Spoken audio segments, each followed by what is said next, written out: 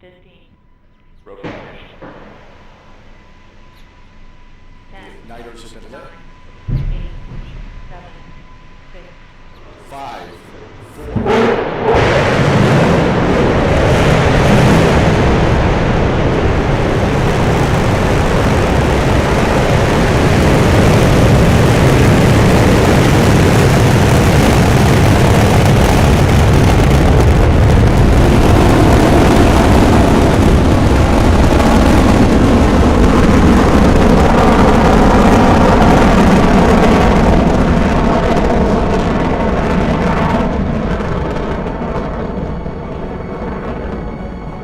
Coming up on the 2-minute, 43-second mark. The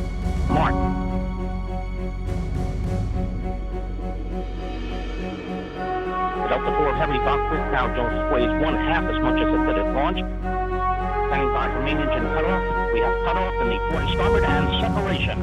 A good separation of the port and starboard boosters. Core booster now powering up to the full power mode.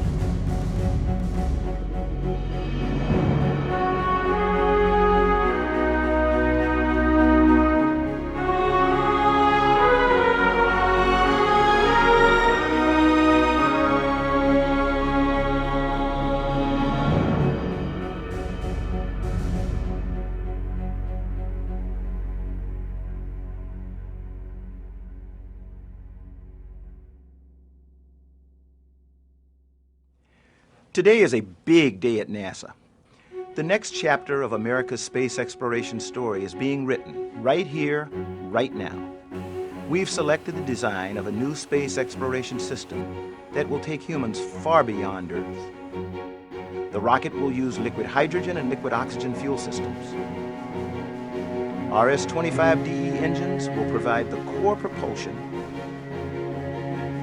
The early developmental flights will take advantage of existing solid boosters and other existing hardware.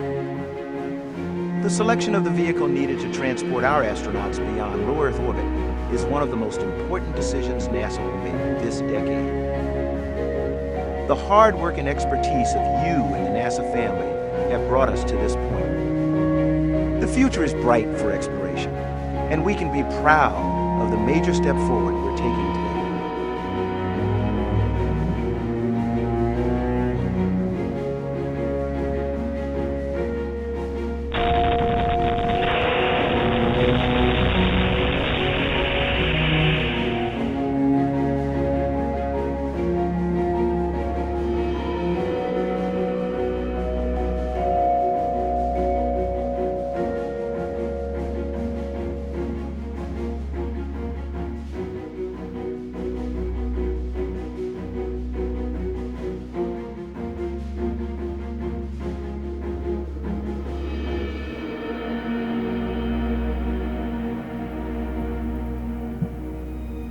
You know, trying to go to the moon is a much harder job than trying to go to the space station in terms of the physics of the problem. So we added a 5th segment. What excites me about these tests is the sheer scale and the magnitude of a 150-foot solid rocket motor firing in the desert. It makes a lot of noise, a lot of fire, and it gets us really good scientific objectives.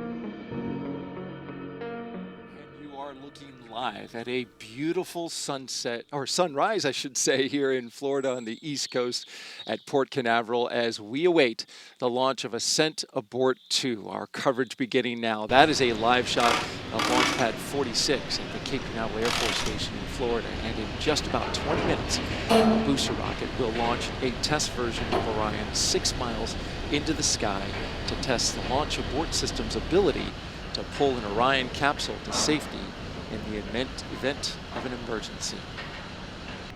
Today's flight test characterizes critical emergency performance capabilities, paving the way for safe crewed Artemis missions to the moon and beyond. The FT vehicle, team, and TD are go for launch. T-minus 10.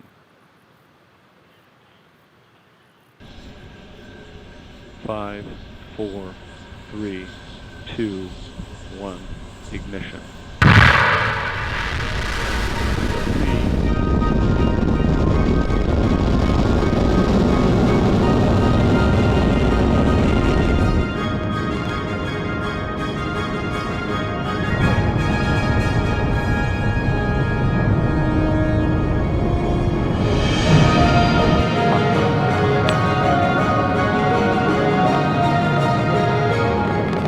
Seconds, we will see the abort. Pyros 1 and 2, discharge both sides. Switching to pressure.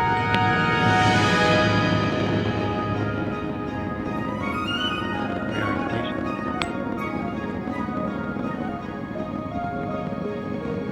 Satellite phase.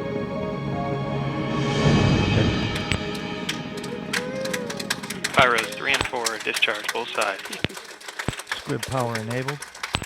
Recall there are no parachutes on this test today, so once the data recorders have been deployed and the vehicle is no longer transmitting data, TC will call test complete. Yeah, and so Ashley, there you go. Yes, And there it is. there was the official word.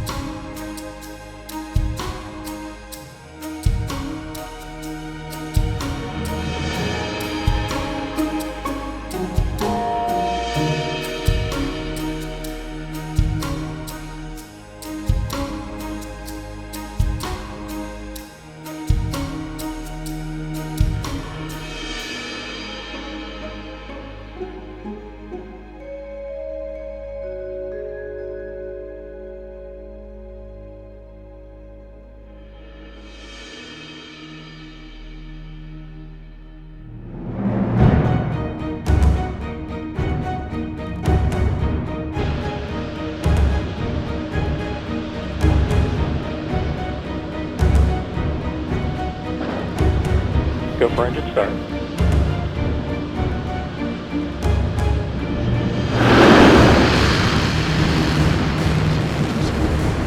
Personnel, please continue to monitor your systems and grasp in control.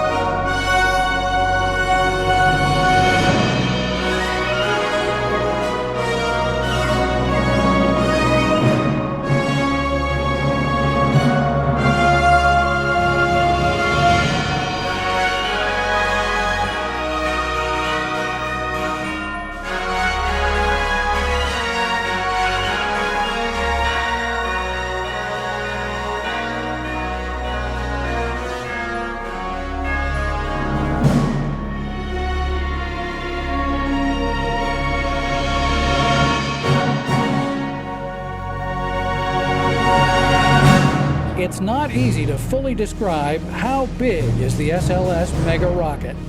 The rocket, standing 322 feet tall, taller than the Statue of Liberty. Booster, I assume you're no-go for core stage and replenish for 30 minutes currently, right? NASA is conducting a fueling test of the Artemis space launch system today. NASA says the fueling test Wednesday will include chilling the engines and testing new seals on liquid hydrogen connections.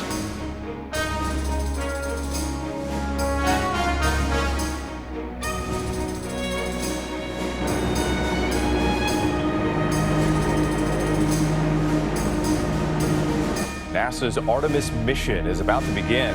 Tonight, its next-generation spaceship with the world's most powerful rocket is on the launch pad at the Kennedy Space Center, ready for the test flight that will pave the way for humans to return to the moon for the first time in 50 years. It's actually looking good. I mean, the latest from Mission Control here is that they are a go for launch. This is Artemis Launch Control with an update. Launch Director Charlie Blackwell-Thompson has called a scrub for today. The earliest opportunity would be September 2nd.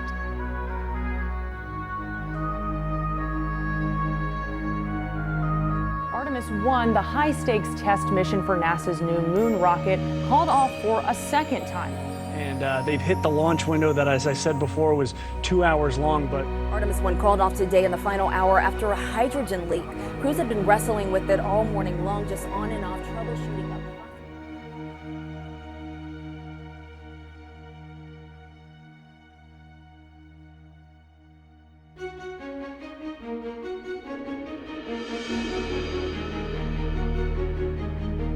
All right, folks, close here. So go, no go for Artemis I launch. PC, go. Booster, go. Control, go. GNC, go. Prop, go. CDH, go. FIDO, go. FAO, go. MPO, go. Econ, go. Inco, go. All right, folks, we'll go for launch. Launch Director, Mission Manager, the mission management team has been pulled. You have a go to proceed with terminal count and launch of Artemis I. Yes, sir. On behalf of all the men and women across our great nation who have worked to bring this hardware together to make this day possible, and for the Artemis generation, this is for you. At this time, I give you a go to resume count and launch Artemis I. The Space Launch System is now counting down to liftoff of Orion on its maiden voyage to the moon. Each RS-25 throwing down 500,000 pounds of thrust, all four 2 million pounds, all together with the boosters 8.8 million pounds of thrust. And here we go. Hydrogen burn-off igniters initiate. 7, 6, 5. Core stage engine start. 3, 2, 1. Boosters in ignition. And liftoff of Artemis I.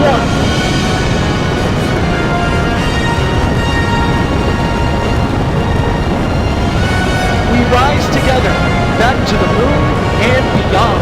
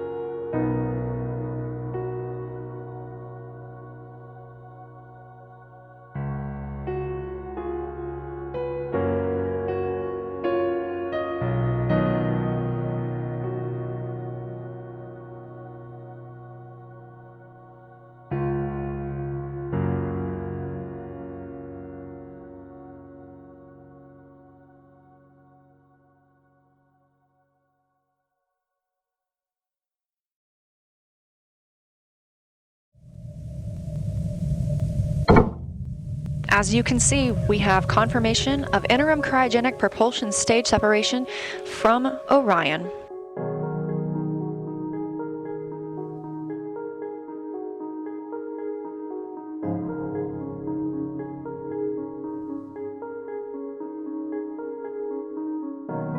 Flight 5, good burn. Copy, good burn. 45 seconds to hand over to 174. Nico, what camera is that we're looking at? Flight, that is SAW 1. Copy.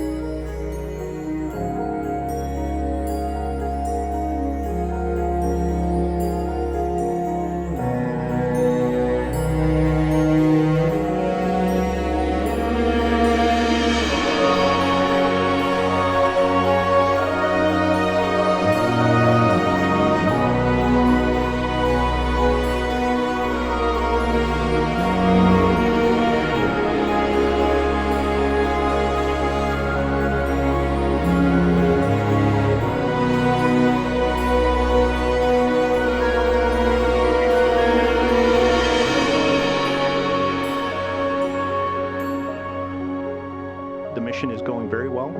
We've accomplished a number of bonus objectives above and beyond what we had planned pre-flight, but we still also have some risks ahead of us. We still have yet to accomplish the second half of our Priority 1 objective, which is to demonstrate the spacecraft at lunar reentry conditions, and as well as our Priority 3 objective, which is to retrieve the spacecraft post-splashdown.